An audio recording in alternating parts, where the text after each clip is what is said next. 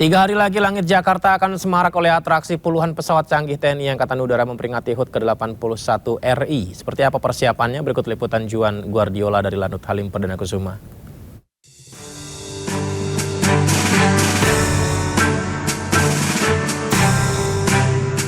Atraksi udara puluhan pesawat canggih milik Republik Indonesia menjadi momen yang ditunggu-tunggu saat peringatan kemerdekaan RI di Istana Merdeka. Dan di tahun ini, di usia ke-81, TNI Angkatan Udara kembali memamerkan alutsista kebanggaan di langit Jakarta. Sejumlah persiapan terus dimatangkan melalui sejumlah gladi di landasan udara Halim Perdana Kusuma. Nantinya di HUT RI ke-81, sejumlah atraksi flypass hingga akrobatik udara akan disuguhkan. Puluhan penerbang TNI terlatih akan ikut terlibat dalam manuver pesawat membentuk formasi khusus di udara. Nantinya sebanyak 81 alutsista udara terlibat dalam atraksi flypass HUT RI ke-81, termasuk penampilan perdana jet tempur terbaru Dassault Rafale. Saya baru aja naik pesawat yang akan tampil perdana di 17 Agustus 2026 dalam rangka memperingati HUT ke-81 Republik Indonesia. Ini pesawat bukan kaleng-kaleng, ini merupakan pesawat jet tempur ukuran medium dengan mesin ganda, yakni disebut dengan Dassault Rafale. Ini Indonesia hanya punya 6 unit yang saat ini dinanti-nanti dalam pertunjukan yang akan ditampilkan di HUT nanti. Dan ini merupakan teknologi canggih karena merupakan pesawat jet tempur berukuran medium yang memiliki mesin ganda, tentu dilengkapi dengan persenjataan, kemudian ada juga navigasi dan teknologi yang luar biasa karena memang pesawat ini baru saja datang belum lama dan akan tampil perdana di HUT nanti. Dan ini merupakan tipe pesawat yang double seat atau ada 2 kru yang akan naik pesawat ini. Sementara yang satu situ, yang di sebelah kanan saya, ini merupakan pesawat Dassault Rafale yang sama, tetapi memiliki 1 seat yang hanya digunakan oleh penerbang 1 orang saja. Dari Jakarta, Juan Guardiola, Nadia, iNews melaporkan.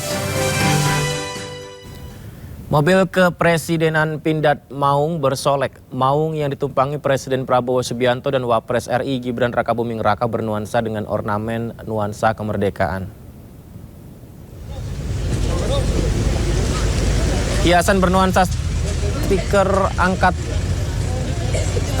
angkat hari ulang tahun ke-81 RI berukuran besar terpampang di kaca bagian depan mobil Maung. Oh, stiker. Ya pemirsa, hiasan bernuansa stiker angkat hari ulang tahun ke-81 RI berukuran besar terpampang di kaca bagian depan mobil Maung. Jadi hiasan ini dalam rangka melambangkan usia dan menyambut hari ulang tahun ke-81 RI. Selain stiker berangka 81, hiasan bendera merah putih dan logo Garuda berlatar biru langit juga meramaikan Maung. Ornamen-ornamen ini terlihat saat rombongan mobil melewati jalan protokol menuju ke gedung MPR DPR RI.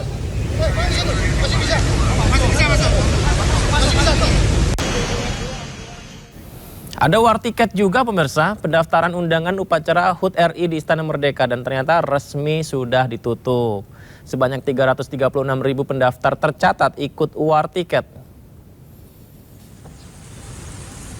Banyak juga ya yang tertarik untuk ikut upacara di istana, di mana ratusan ribu peserta itu memperebutkan total 8.900 kuota kursi undangan yang disediakan. Jumlah ini bertambah dari 8.100 kuota karena antusias warga tinggi sekali. Istana Merdeka sendiri terus bersolek jelang perayaan HUT RI ke-81 17 Agustus nanti. Tak hanya pejabat dan tokoh-tokoh penting, masyarakat umum juga bisa menghadiri perayaan HUT RI di istana secara gratis. Namun ada aturan baru yang dibuat oleh pihak istana, yakni untuk masyarakat yang belum pernah ikut upacara di istana yang diperbolehkan ikut pada tahun ini saja.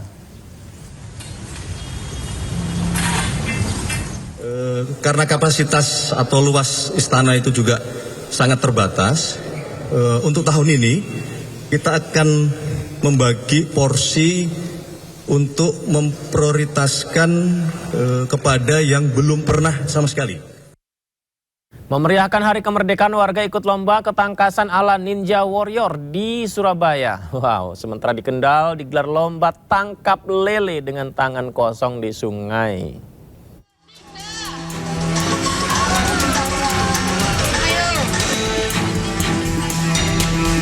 Bergelantungan di tali flying fox hingga berjalan di atas tongkat bambu di sungai, warga Surabaya antusias ikut lomba Agustusan yang berbeda dari biasanya. Peserta juga harus lewati ban bekas yang mengapung, gelantungan di pelepah pisang, hingga kayu sepeda di jembatan papan. Dalam lomba acara Ninja Warrior yang terkenal ini, peserta dituntut kecepatan dan keseimbangan tubuh mereka. Jika gagal, mereka harus basah kuyup karena tercebur ke sungai. Yang lebih menarik, peserta harus memakai kostum unik untuk lewati 5 rintangan berhadiah Rp300.000. Ini kostum hantu kali, bukan hantu rimba. Persiapannya berapa lama? Persiapannya 3 hari. 3 hari buat ini ya? Iya, 3 hari. Dari bahan apa aja nih? Ini dari bahan pertama apa ini? Kayu. Banyak dari hulu sama suplek. Terus ini tali rafia.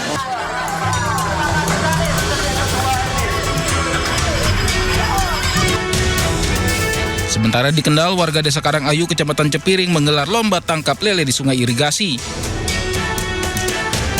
Aksi para peserta saat berusaha menangkap lele mengundang gelak tawa warga.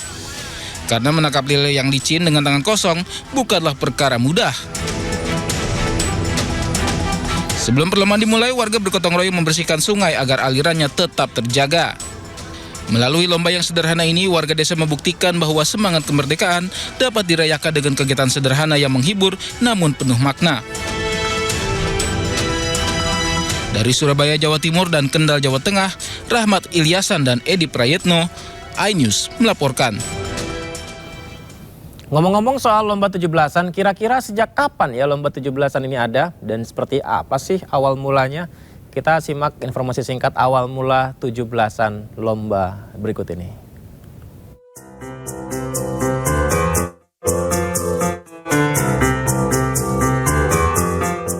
Ya, lomba 17-an menjadi satu hal yang unik dan dinanti masyarakat Indonesia tiap kali menyambut Hari Kemerdekaan Republik Indonesia. Tapi pernahkah Anda bertanya-tanya bagaimana awal mula lomba 17-an menjadi sebuah tradisi yang terus dilakukan hingga kini? Faktanya, lomba 17-an sudah ada sejak tahun 1950-an. Tepatnya saat usia Indonesia menginjak 5 tahun. Di masa setelah perang tersebut, masyarakat ingin merayakan kemerdekaan dengan cara yang meriah dan bisa melibatkan semua kalangan. Dari keinginan tersebut, maka sejumlah masyarakat berinisiatif untuk mengadakan lomba dengan alat yang sederhana. Beberapa lomba diantaranya adalah panjat pinang, balap karung, makan kerupuk, dan tarik tambang. Namun, sejumlah lomba tersebut sebenarnya sudah ada sebelum Indonesia merdeka. Nah, pemilihan lomba-lomba tersebut bukan tanpa alasan. Lomba-lomba tersebut dipilih karena dinilai memiliki makna. Contohnya, panjat pinang dan tarik tambang yang memiliki makna gotong royong. Balap karung dan makan kerupuk yang memiliki makna semangat juang dikala dihadapkan dengan keterbatasan. Dari situlah, lomba 17-an tidak hanya diartikan sebagai sebuah perayaan, melainkan menjadi sebuah pengingat bahwa kemerdekaan diraih dengan perjuangan dan harus dihargai. Di sela-sela antusiasme warga menyambut HUT kemerdekaan, seorang warga membagikan video yang merekam kaca mobilnya yang pecah. Insiden ini diduga akibat tertimpa puing flare pesawat tempur yang sedang berlatih untuk ikut peringatan HUT ke-81 RI. Jagain juga tadi ngeskopol kena kaca. Bisa gitu ya pemirsa ya. Jadi peristiwanya terjadi pukul 11 siang waktu Indonesia Barat di depan hotel kawasan Sabang, Jakarta. Pemilik mobil ini baru menyadari kaca mobilnya pecah. Nah ini dia nih, aduh pecah gitu. Kecil sih tapi mahal tahu itu. Ya jadi kaca mobilnya pecah. Berdasar informasi dari petugas keamanan, pecahnya kaca itu diduga akibat tertimpa oleh puing flare pesawat tempur yang berlatih untuk peringatan HUT RI. Waduh, semoga informasi ini nyampe ke istana ya. Lantas pemilik mobil mempertanyakan aspek keselamatan dan meminta ganti rugi atas kejadian itu. Namun pemirsa, saat ini unggahan tersebut sudah di-take down oleh pemilik akun. Kenapa di-take down ya? Juga tadi ngeskopol kena kaca itu. Ada jagain. Dijaga. Ya, informasi tadi menutup jumpa kita di Sindo Prime hari ini. Jangan lupa Anda bisa dapatkan informasi terkini terbaru kami di kanal YouTube Sindo News atau Sindo Podcast, atau juga di portal kami ada berita daerah, nasional, internasional di sindonews.com. Yudha Handi pamit, terima kasih banyak. Saling mendoakan kita, semoga sehat selalu ya pemirsa. Sampai jumpa.